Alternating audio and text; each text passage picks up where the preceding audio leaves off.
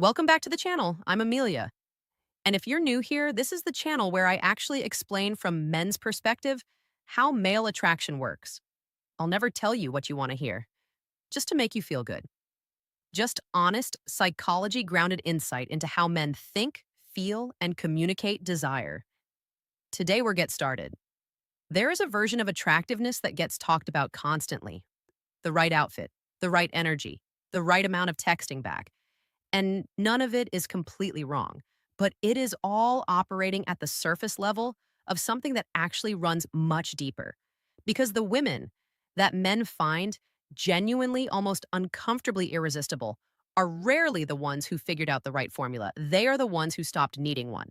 That distinction sounds simple. It is not, because most of what women are taught about attraction is built around doing the right moves, the right responses, the right level of availability.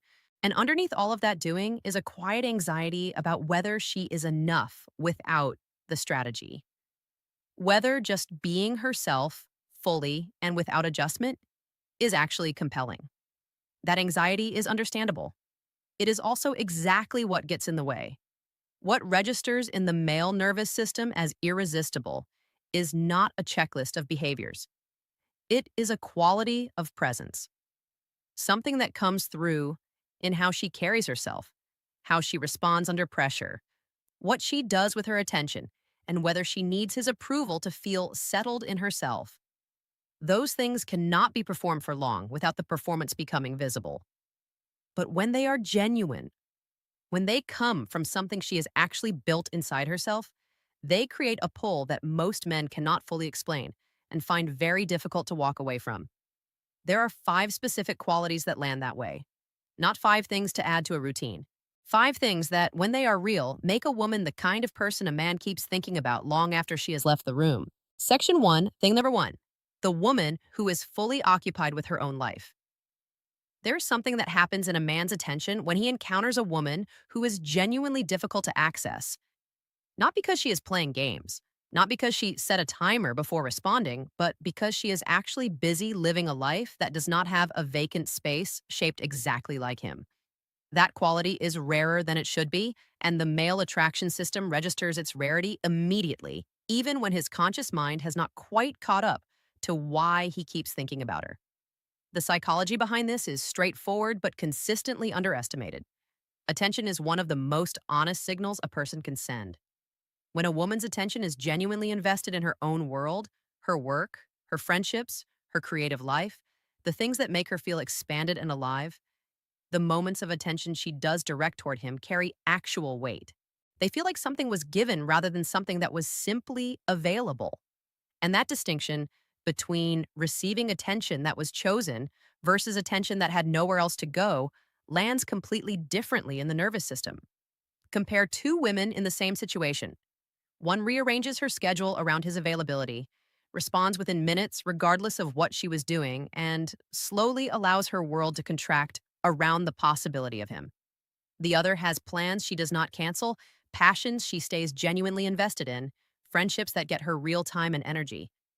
She is warm when he reaches her, but reaching her requires him to exist inside a life that was already full before he arrived. One of these women is easy to take for granted. The other is not. And a man who is even moderately self-aware feels that difference without needing it explained to him. This is not manufactured scarcity. Manufactured scarcity is obvious and it creates anxiety rather than attraction. What creates attraction is authentic self-investment. A woman who is genuinely absorbed in becoming, in building, in experiencing her own life with real enthusiasm. That absorption is visible. It shows up in how she talks about her days, in the fact that she has opinions and pursuits, and a sense of direction that exists completely independently of whoever she is dating. It makes her interesting in a way that availability cannot replicate because interest requires substance, and substance requires a life being genuinely lived. A man who has to earn moments with a woman, not because she is withholding them strategically, but because her time is genuinely spoken for, experiences those moments differently. He prepares for them slightly more. He is more present inside them. He thinks about them afterward, in a way he does not think about interactions that required nothing of him. Her life, full and moving and oriented towards something, becomes the context that makes her attention feel like a gift rather than a given. And that feeling, that sense of having received something that was not simply handed to everyone, is one of the quietest and most powerful foundations of lasting attraction. 2. Emotional steadiness under pressure. There is a moment in almost every early dynamic when something goes slightly sideways. A miscommunication, a canceled plan, a comment that landed wrong, a silence that stretched a little too long. It is rarely a dramatic moment, but it is a revealing one. Because how she handles the first sign of relational friction tells him more about who she actually is than weeks of easy, comfortable interactions ever could. And the male nervous system, whether he is consciously tracking it or not, is paying very close attention. What registers as deeply attractive in that moment is not stoicism in the cold shutdown sense. It is not pretending nothing happened or performing unbothered when she is clearly not. It is something more nuanced than either of those. The ability to feel the discomfort of the moment without being consumed by it. To address something directly without the emotional temperature of the conversation spiking into territory that makes him feel like he is managing a situation rather than talking to a person. That quality, emotional steadiness under mild pressure, is so uncommon that when a man encounters it, it tends to stay with him. The contrast is worth sitting with. Emotional reactivity, the kind where a small friction immediately activates the full nervous system, where a late reply becomes a conversation about respect, where a misread tone becomes an interrogation of his feelings, creates a specific kind of exhaustion in a man that he often cannot name, but consistently moves away from. Not because he does not care, but because his nervous system is now associated with her presence feeling like unpredictable terrain. And unpredictable emotional terrain, over time, makes a person feel like they have to manage themselves carefully around someone rather than simply being with them. Emotional steadiness communicates something that goes beyond the moment itself. It tells him that she has a relationship with her own inner world that does not require him to regulate it, that she can sit with discomfort without immediately externalizing it, that a difficult conversation can happen without the entire dynamic being destabilized by it. For a man who has spent time in relationships where emotional unpredictability was the norm, encountering a woman who can hold a hard moment with grace is genuinely disarming. His nervous system relaxes in a way it is not accustomed to, and that relaxation gets associated with her. Think about the difference between a woman who receives disappointing news from him, a changed plan, an honest but uncomfortable admission, and immediately contracts, goes cold, or floods the conversation with feeling, versus one who takes a breath, stays present, and responds from a place of genuine groundedness rather than pure reaction. The second woman is not suppressing anything. She has simply done enough internal work that her first response is not always her most reactive one. That gap between stimulus and response is where her actual character lives. And it is one of the most quietly irresistible things a man can witness in real time. Section 3. She knows what she wants and is not afraid of it. There is a specific kind of woman who, when asked what she wants, from a night out, from a relationship, from her life, actually answers the question. Not with a performance of certainty, not with a rehearsed list of non-negotiables, but with a quiet, grounded clarity that makes it obvious she has spent real time inside her own mind and come out knowing herself. That quality is more attractive than most women realize and more rare than it should be.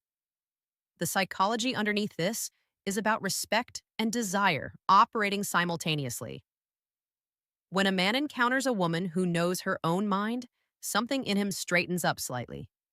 Not because she is intimidating, though emotional immaturity might read it that way, but because clarity in another person activates a kind of regard that vagueness never can. He does not have to guess what she wants. He does not have to interpret her silences or manage her unspoken expectations. She is legible, not in a simple way, but in the way that a person who has done genuine self-examination tends to be.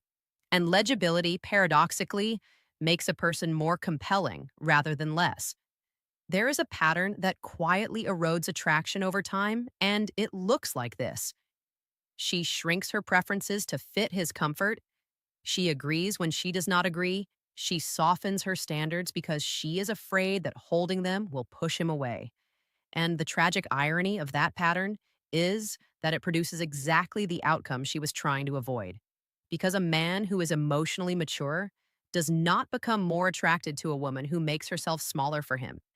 He becomes less engaged, less challenged, and eventually less interested. Not because she failed to be enough, but because she stopped being fully herself in an attempt to be what she thought he needed. A woman who orders what she actually wants at dinner, who disagrees with something he said without apologizing for the disagreement, who can say this does not work for me without a paragraph of justification, that woman is communicating something about her relationship with herself that registers as deeply attractive. She is not performing confidence. She is just not abandoning herself in the conversation. And that self possession, that refusal to quietly disappear in the presence of someone she is interested in, creates a specific kind of tension that is the opposite of conflict. It is the tension of two people who are actually present with each other rather than one person performing for the other. Standards, when they come from genuine self knowledge rather than fear or strategy, do not push emotionally healthy men away. They filter. They create a context in which the right kind of man recognizes that she is not someone to be handled carelessly. And that recognition, that this woman has a relationship with herself that she will not compromise cheaply, is one of the most enduring sources of attraction there is. It does not fade with familiarity.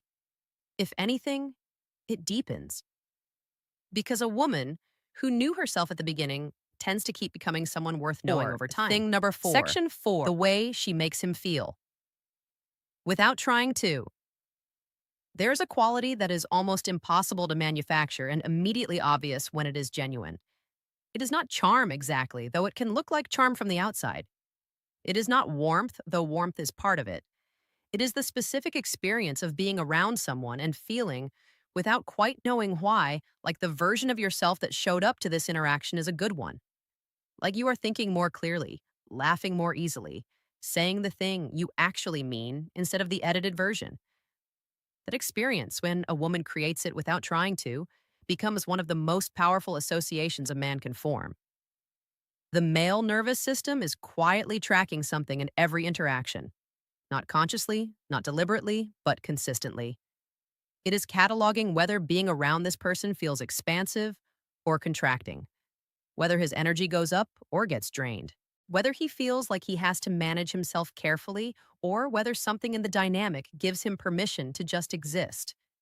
Most interactions, even enjoyable ones, carry some degree of social performance. There is always a layer of self-monitoring, a background awareness of how he is coming across. When a woman's presence makes that layer drop, even partially, even briefly, his nervous system registers it as something significant. This is not about a woman working to make him comfortable. That would be performing, and performance has a ceiling. It is about a woman who is so genuinely present, so actually interested rather than strategically engaged, that the interaction itself takes on a different quality. She asks questions she actually wants the answers to. She responds to what he said rather than to what she was planning to say next. She laughs when something is genuinely funny and does not when it is not. That authenticity, that absence of agenda in the moment, creates a relational space that most men do not encounter, often enough to take for granted. Think about the specific feeling of being truly seen by someone. Not assessed, not managed, not tolerated, but actually seen. Where something you said landed and you could tell it landed because her response came from genuine engagement rather than social reflex. That experience is disarming in a way that is difficult to overstate. For a man who spends a significant amount of his relational life feeling slightly performance ready, slightly guarded, slightly unsure of how much of himself is actually welcome, encountering a woman who receives him without that ambient evaluation is genuinely rare, and rare things do not get forgotten easily. The irony is that this quality cannot be adopted as a strategy because the moment it becomes a strategy, it stops working. It is the natural byproduct of a woman who is secure enough in herself that she does not need the interaction to go a certain way. She is not managing outcomes. She is just present. And that presence, unhurried, unperforming, genuinely directed at him rather than at the impression she is making, creates an association that his nervous system keeps returning to long after the conversation has ended. Not because she did something, because she simply was something. And being around it felt like exhaling. Section Number 5, she does not need his validation to feel good about herself. There is a difference between a woman who is confident and a woman who is full. Confidence can be performed, and often is, well enough to pass in the early stages of a dynamic. But fullness cannot be faked. It is the quality of a woman who has already done the internal work of becoming someone she respects, someone she genuinely enjoys being, someone whose sense of self does not hinge on whether the man across from her is sufficiently impressed. And the male attraction system, which is far more perceptive than it is given credit for, feels that difference almost immediately. The psychology of validation seeking is worth understanding clearly because it operates subtly. It is not always the woman who asks directly whether he likes her or whether he finds her attractive. More often, it shows up in the small, quiet adjustments she makes in response to his reactions. The way her energy lifts noticeably when he gives her attention and flattens when he does not. The way she monitors his expression while she is talking, calibrating herself to what she reads there. The way a silence from him sends her reaching for something to fill it.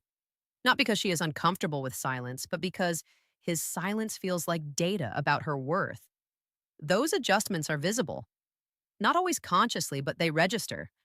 What registers on the opposite end of that spectrum is a woman who receives his attention with genuine warmth but does not need it to stay level.